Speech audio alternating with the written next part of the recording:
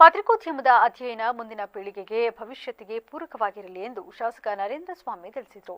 ಮಳವಳ್ಳಿ ಪಟ್ಟಣದ ತಾಲೂಕು ಪಂಚಾಯತಿ ಸಭಾಂಗಣದಲ್ಲಿ ತಾಲೂಕು ಕಾರ್ಯನಿರತ ಪತ್ರಕರ್ತರ ಸಂಘದಿಂದ ನಡೆದ ಪತ್ರಿಕಾ ದಿನಾಚರಣೆ ಹಾಗೂ ಪತ್ರಿಕಾ ವಿತರಕರಿಗೆ ಅಭಿನಂದನಾ ಸಮಾರಂಭ ಕಾರ್ಯಕ್ರಮವನ್ನು ಉದ್ಘಾಟಿಸಿ ಮಾತನಾಡಿದ ಅವರು, ಪತ್ರಕರ್ತರಿಗೆ ಸದ್ಯದ ಪರಿಸ್ಥಿತಿಯಲ್ಲಿ ಒತ್ತಡವಿರಬಹುದು, ಆದರೆ ಮುಂದೆ ಒಂದು ದಿನ ಒಳ್ಳೆಯ ದಿನ ಬರುತ್ತದೆ ಎಂದರು.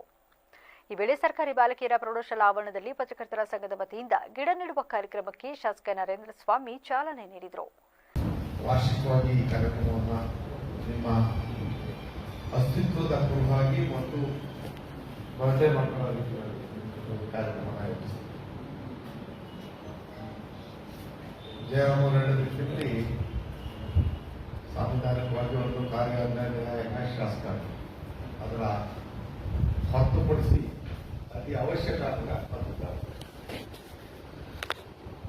ಎಲ್ಲರಿಗೂ ಗೊತ್ತಿದೆ. ವ್ಯವಸ್ಥೆ ಸ್ವಾತಂತ್ರ್ಯ ಪೂರ್ವದಲ್ಲಿ ದೇಶ ಹೇಗಿತ್ತು, ಸ್ವಾತಂತ್ರ್ಯ ನಂತರ ದೇಶ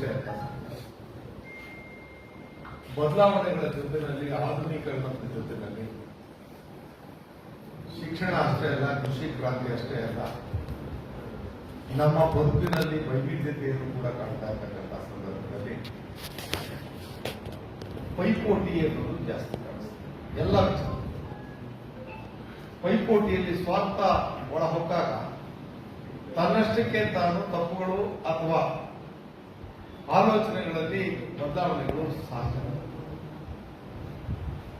ಒಬ್ಬ ಕವಿ ತನ್ನ ಕವಿತೆಯನ್ನ ಅಥವಾ ಕಾವ್ಯವನ್ನು ರಚಿಸ್ತಾ ಇದ್ದಾನೆ ಅಂತಂದಾಗ ಪ್ರಶಸ್ತವಾದ ಸ್ಥಳವನ್ನು ಯಾಕೆ ಅಂತಂದ್ರೆ ಅವರ ಕಲ್ಪನೆಗಳಿಗೆ ಮಧ್ಯ ಅಡ್ಡಿ ಆದ. ಕಾರ್ಯಕ್ರಮದಲ್ಲಿ ತಹಶೀಲ್ದಾರ್ ಲೋಕೇಶ್, ಮಾನ್ಮೂನ್ ನಿರ್ದೇಶಕ ಕೃಷ್ಣೇಗೌಡ, ಮತ್ತಿಕೆರೆ ಜಯರಾಮ್, ಸೋಮಶೇಖರ್ ಕೆರಗೋಡು, ನವೀನ್, ಸಿದ್ದರಾಜು ಸೇರಿದಂತೆ ಹಲವರು ಹಾಜರಿದ್ದರು.